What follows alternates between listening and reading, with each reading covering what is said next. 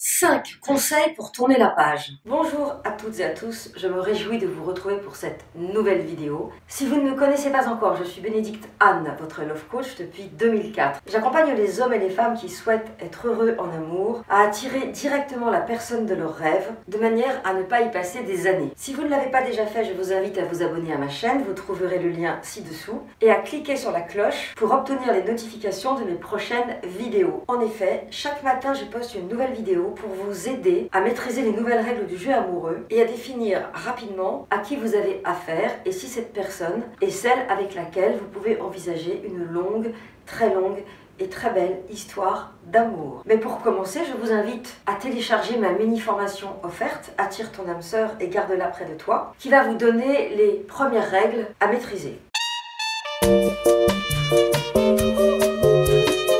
5 conseils pour tourner la page. J'ai eu envie de faire cette vidéo parce que j'accompagne en ce moment plusieurs personnes qui sont en train d'oublier un ex qui n'était pas satisfaisant. Les raisons pour lesquelles il n'était pas satisfaisant sont souvent les mêmes. Refus d'engagement, plein de problèmes qui polluent la relation, pratiques libertines ou polyamoreuses qu'il faut accepter, comportement caractériel, incompatibilité avec une ex trop présente ou des enfants pas très bien élevés ou aliénés par leur mère. Ce qui, dans leur comportement, revient un peu au même. C'est compliqué. Le premier conseil, si vous sortez d'une histoire et que vous êtes encore amoureux, amoureuse, donc un peu accro, c'est déjà de considérer que ça va prendre un peu de temps, que ça va pas se faire comme ça, en un claquement de doigts, et que vous ne pourrez pas faire l'économie de ce qu'on appelle vulgairement le deuil. Malgré tout, prendre conscience de cette rupture, comprendre pourquoi elle a eu lieu, et surtout comprendre pourquoi vous êtes rentré dans une histoire qui était condamnée, c'était marqué sur le front de l'autre que c'était condamné, et là je vous renvoie à la vidéo sur le sujet. Ce choix donc relève de votre responsabilité. Il est évidemment hors de question de vous flageller, mais le premier conseil pour tourner la page, c'est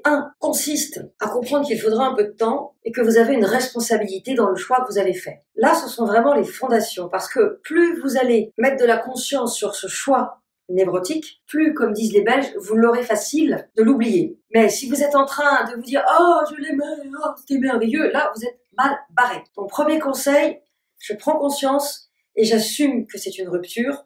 Je ne suis pas en train de fantasmer le retour de mon ex, parce que si c'est pour faire plus de la même chose, ça ne m'intéresse pas. Et la raison pour laquelle je me suis fourvoyée avec cette personne dépend de moi. Et il y a une chose dont je suis bien certaine, c'est que je ne recommencerai pas. Conseil numéro 2. Vous bloquez, vous rendez les affaires, vous rendez les clés. Tous les liens que vous avez ensemble, que ce soit des courriers, que ce soit des activités sportives, des amis communs, pendant un moment, je dis bien pendant un moment, ça ne veut pas dire que c'est définitif, je vous invite à tout bloquer. Le moins de contact vous aurez avec cette personne, le plus vite vous retrouverez votre liberté. Et finalement, que ce soit lui ou elle qui vous ait quitté ou que ce soit vous qui êtes parti, cela ne change pas grand-chose. Sauf que, quand vous partez, vous savez pourquoi vous partez. Quand vous êtes largué, vous ne le savez pas toujours. Et il est probable que vous aurez envie de le savoir et que c'est la raison pour laquelle vous allez peut-être courir après cette personne pour lui demander des explications. Le cas se présente souvent dans le cadre de mes coachings et j'avoue que spontanément, moi je dirais lâcher. Mais mes coachés ont tellement besoin qu'on leur explique pourquoi on les jette,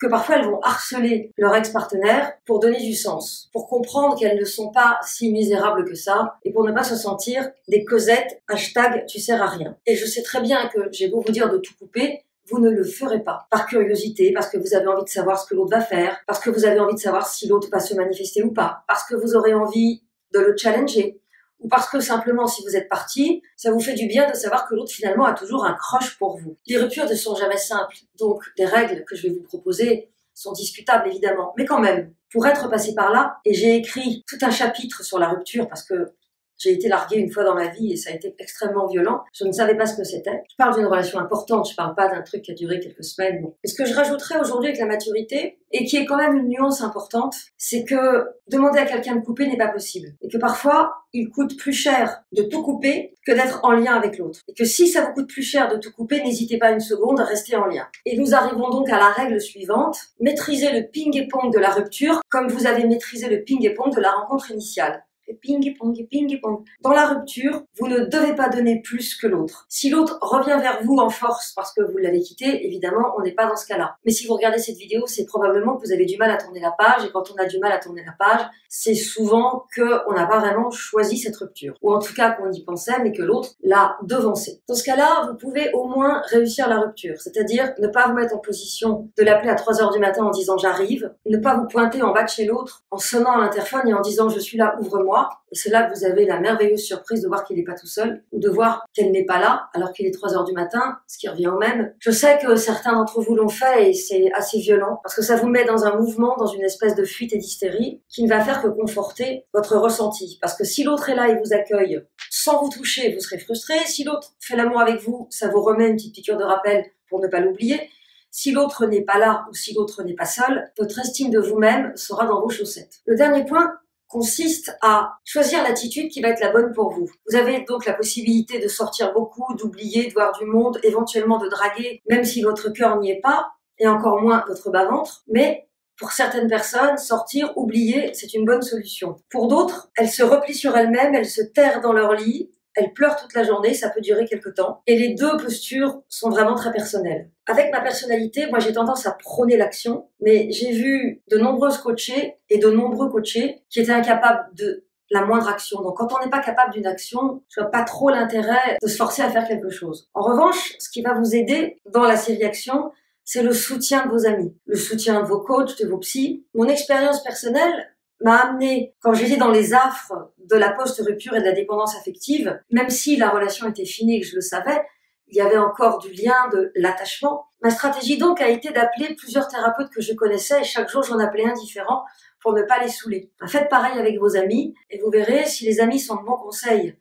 Ils vont déjà vous écouter et accueillir votre peine. S'ils sont de mauvais conseils, ils vont dire « faites comme moi, faites pas comme moi ». Bon. Et là encore, vous avez des amis qui sont de bons conseils, même maladroits, et d'autres qui ne comprennent même pas ce que vous leur racontez puisque leur situation de vie ne les a pas amenés à vivre ça, ou alors il y a tellement longtemps qu'il y a prescription. Je récapitule. Prise de conscience que vous êtes en train de vivre une rupture et que tourner la page, c'est pas juste une idée. Coupez les liens pour éviter d'avoir des piqûres de rappel de l'autre tous les jours et de reculer le moment où vous aurez vraiment tourné la page. Si vous ne parvenez pas à couper les liens, gérez la rupture comme vous avez géré la relation et ping-pong. Passez à l'action ou allez méditer au fin fond du Larzac dans une abbaye quasi désertique.